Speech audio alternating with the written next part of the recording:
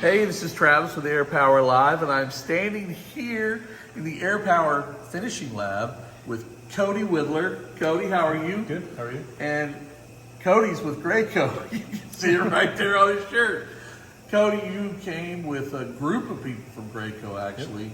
and you are taking care of or educating one of our 5 groups, one of our 5 classes here. Mm-hmm. What are you teaching this week? Sure.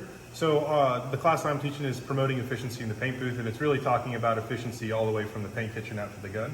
Okay. So just reducing costs, reducing material waste through the system of a paint system. That's a lot to do with these bad boys right here, doesn't It's it? definitely part of the solution. For Yeah, sure. it's Yep. a lot of what you're discussing, I'm sure. Yep.